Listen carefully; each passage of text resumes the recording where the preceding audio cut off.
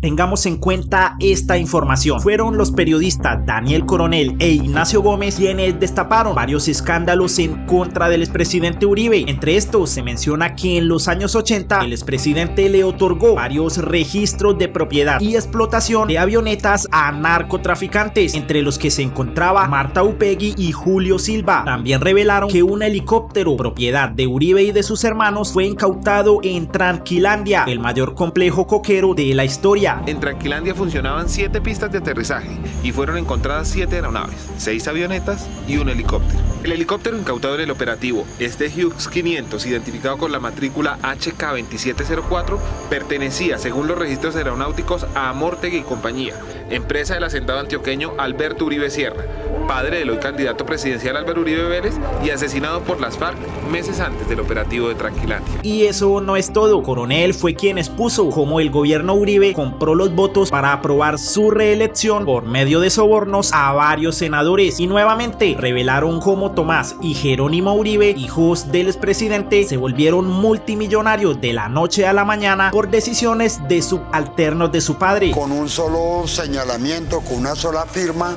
de un agente del gobierno, sus hijos se convierten en multimillonarios. Y eso es un punto que obviamente nosotros entendimos que a la opinión pública le iba a importar muchísimo. Como si fuera poco, Coronel también investigó y publicó la mayor parte de las evidencias que tienen a Uribe en calidad de imputado por ser el presunto responsable de soborno de testigos y fraude procesal. Para entonces, Uribe no se quedó quieto. De hecho, esto dijo en contra del periodista. Hay algunos sectores de la justicia y el periodismo que se creen por encima de la ley. Por ejemplo, el señor Daniel Coronel se guarda 3 años un video que, según él, contiene pruebas sobre delitos. En este ataque, Uribe se refería a la información que guardó Coronel sobre el caso de su reelección, pues la misma testigo que lo denunció, Gidis Medina, dijo que no publicaran su declaración a menos que le sucediera algo, pues venía recibiendo amenazas para que no se pronunciara. Existía un acuerdo con la fuente, un acuerdo de secreto profesional que establecía que ese material no iba a ser publicado, sino cuando le pasara algo a ella o cuando surgiera un incumplimiento del pacto. Por estas investigaciones, Uribe mandó a chuzar a Coronel a través del Departamento Administrativo de Seguridad, también conocido como el DAS, y por estos seguimientos ilegales durante el gobierno Uribe fueron condenados la exdirectora del DAS, María Pilar Hurtado, y el secretario general de la presidencia, Bernardo Moreno. Se acreditó que para los meses de abril y mayo de 2008, María del Pilar Hurtado presionó a sus subalternos para que obtuvieran información de Daniel Coronel debido a la molestia que le generaban al presidente de la República de la época los artículos publicados por dicho periodista, razón para que se fijara como objetivo identificar sus fuentes, en pro de lo cual se realizaron actividades de seguimiento y vigilancia sobre este comunicado.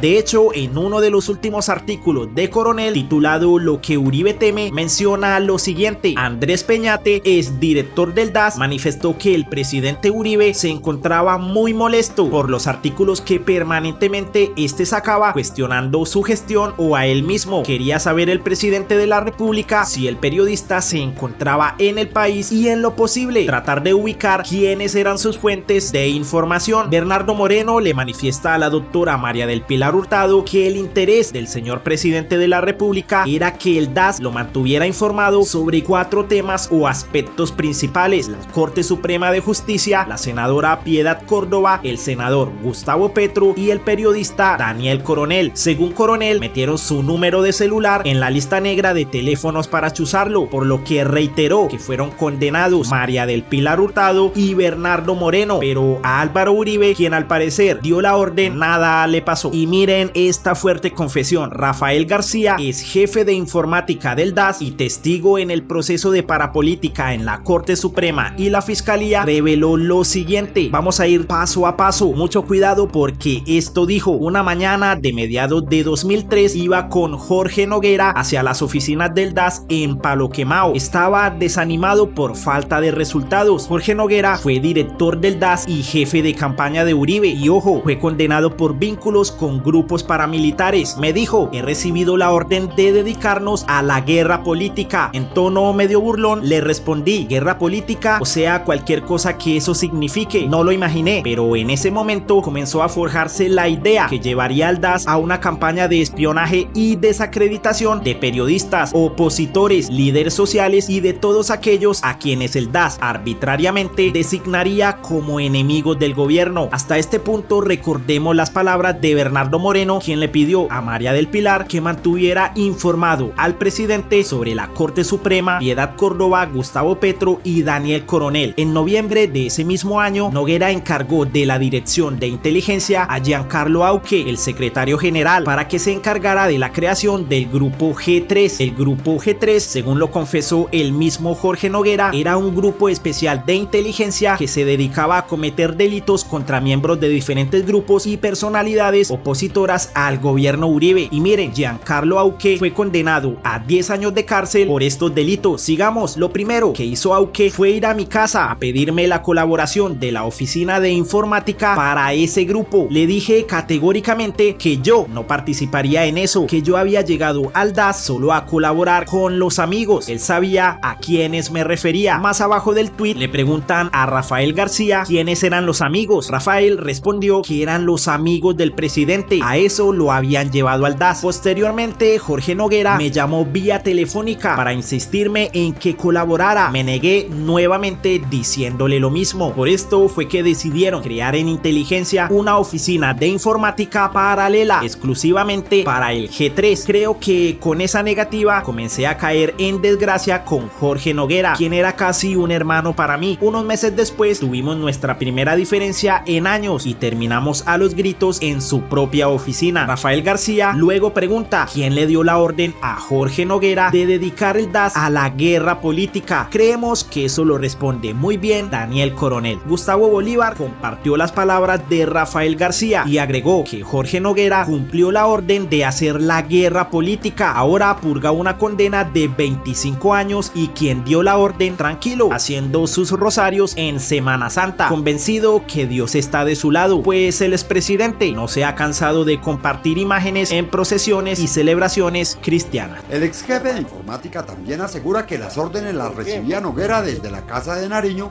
a través de Alberto Velázquez y de otros funcionarios, pero que en últimas provenían del presidente de la República. Cambian al director, cambian al subdirector, cambian a los directores de inteligencia, cambian a todo el mundo y los problemas persisten y cada día peor.